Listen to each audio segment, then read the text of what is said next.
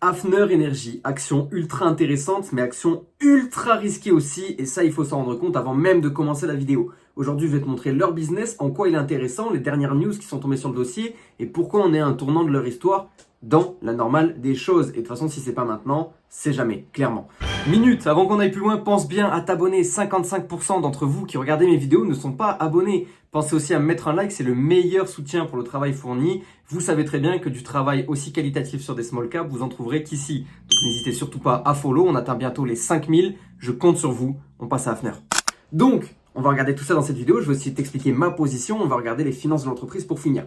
Mais comprenons le business dans un premier temps. Hafner Energy va traiter dans l'hydrogène vert, ultra important pour la décarbonisation et qui va même permettre de faire mieux que du carbone neutre, c'est-à-dire d'en bouffer du dioxyde de carbone, d'en manger, d'en consommer.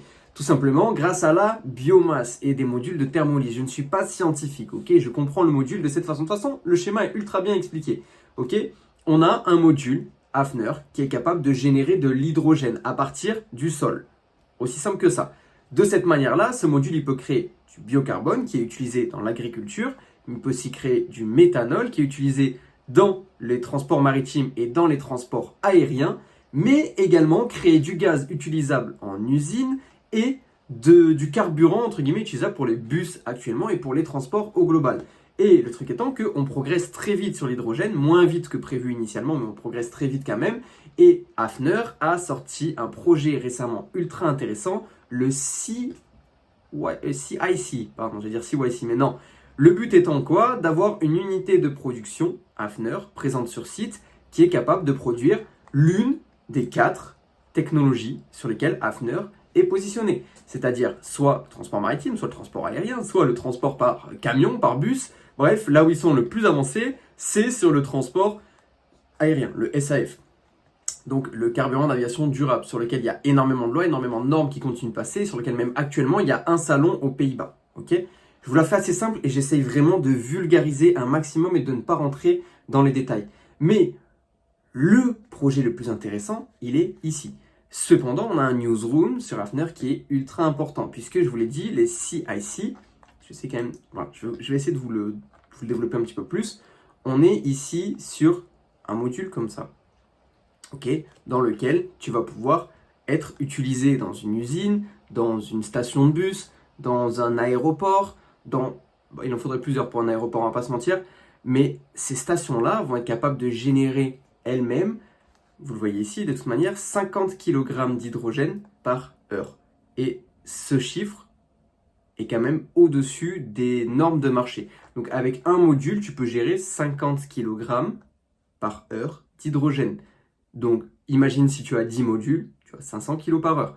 Donc, plus tu en commandes, mieux c'est. Et bref, ce qui a été fait ici, c'est que on l'a commercialisé, cette offre est commercialisée, elle est mise sur le marché sous peu, et ça a été annoncé en février d'ailleurs, donc on retourne dans le newsroom maintenant. Vous voyez, ça a été annoncé, hop, ici.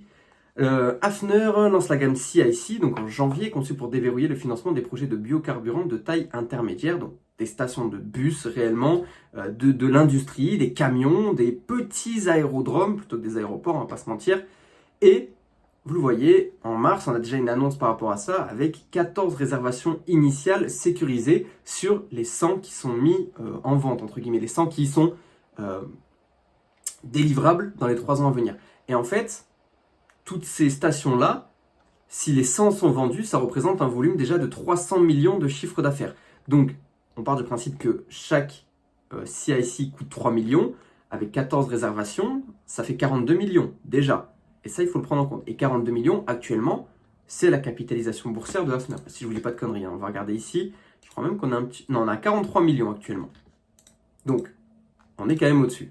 Ok, juste sur cette commande-là, on a la capitalisation boursière qui serait amortie sous 3 ans. Mais il n'y a pas que ça, puisqu'il y a eu plusieurs nouvelles choses sur Hafner. Vous le voyez de toute façon. Hafner Energy ouvre le Corsan, un programme industriel de réservation de plus de 300 millions d'euros de vente sur 3 ans. Et le but, c'est d'en vendre 100, donc c'est 3 millions l'unité.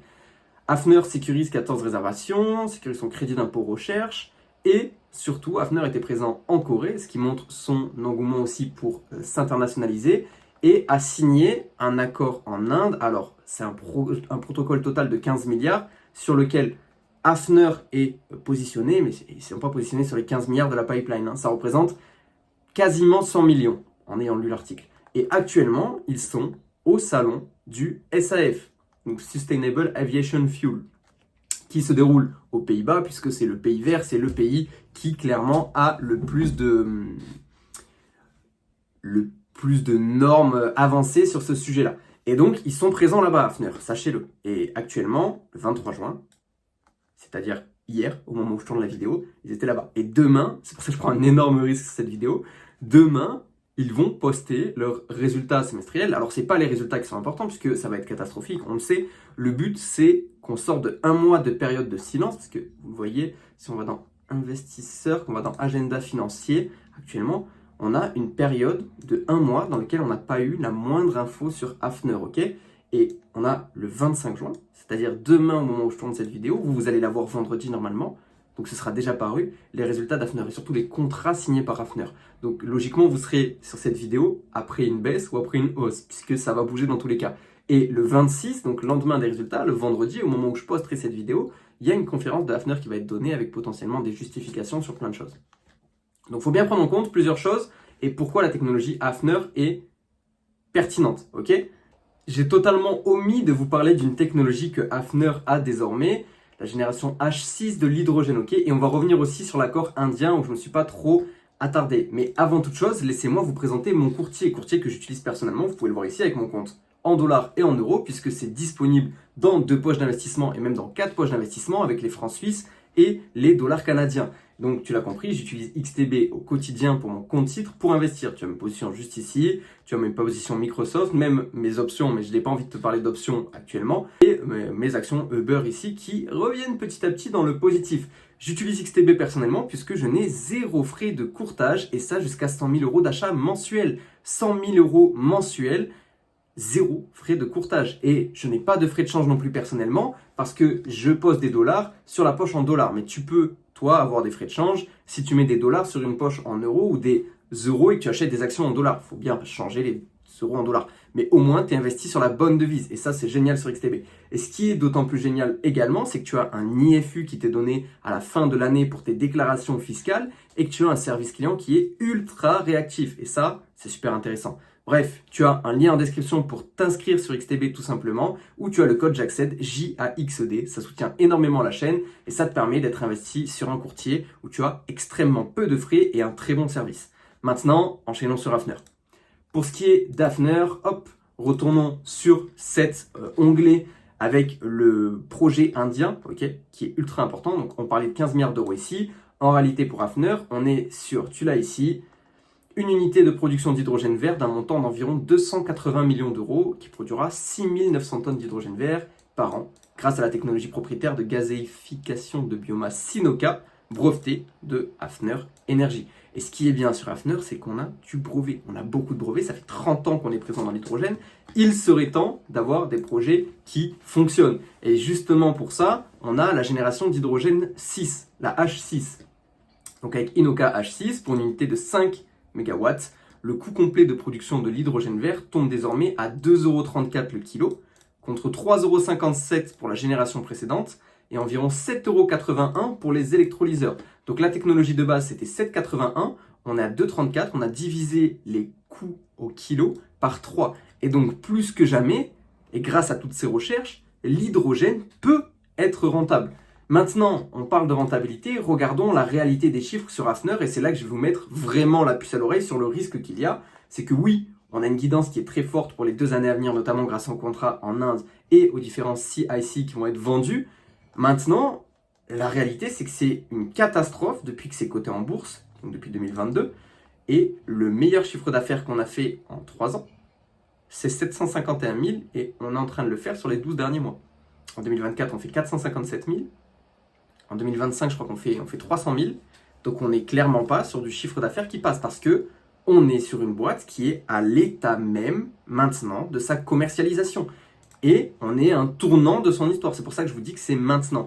Pourquoi aussi? Parce que Hafner se finançait avec des océanes. Ça a énormément tourné sur les réseaux comme Twitter et malheureusement, elle garde cette réputation-là. Les océanes, c'est quoi? C'est du financement dilutif qui permet de financer une entreprise qui est justement à perte pour financer ces projets et qui malheureusement va diluer les actionnaires sans que les actionnaires puissent faire le moindre geste.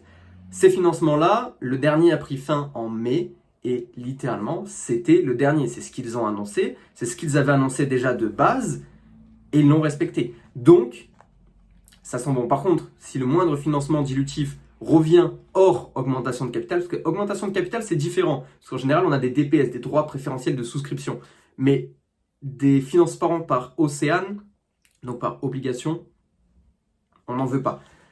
Clairement, et ça ce sera un énorme red flag. Autre red flag, les retards. Okay, les retards de 6 mois, 3 mois, ça peut s'entendre. Les retards de plusieurs années, ça va mettre dans le mal les finances d'Hafner qui sont déjà dans le mal. On attend un EBITDA positif normalement à horizon 2028. On n'est pas encore au bénéfice par action positif en 2028. Pour faire des vrais bénéfices et générer du cash, il faudra encore attendre. Mais on est uniquement au balbutiement de tout ça. Et il ne faut pas oublier une chose aussi à propos, et on va aller dans la newsroom des Sustainable Aviation Fuel, c'est que les e-carburants, le compte à rebours vers 2030, les sociétés aériennes, les géants vont se mettre à la page en 2030. Pour 2030. Ils ne vont pas faire ça avant. Hein.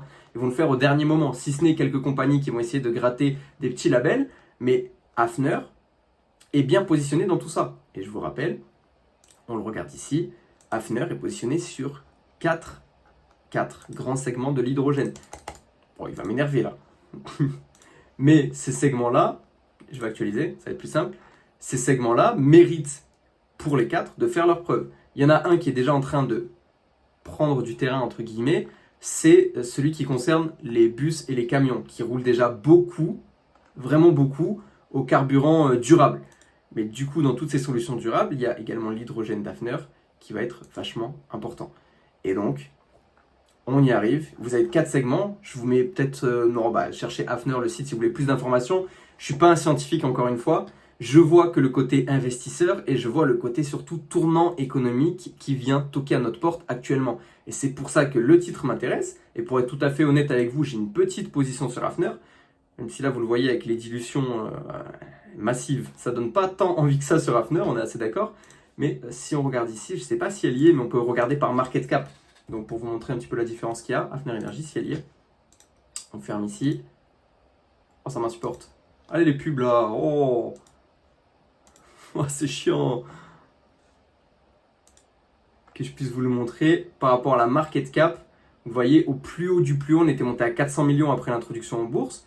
Et en réalité, si tu enlèves les dilutions, on est plus haut actuellement qu'en novembre 2023. Alors qu'en novembre 2023, si tu regardes assez bien sur le graphe, on en était où?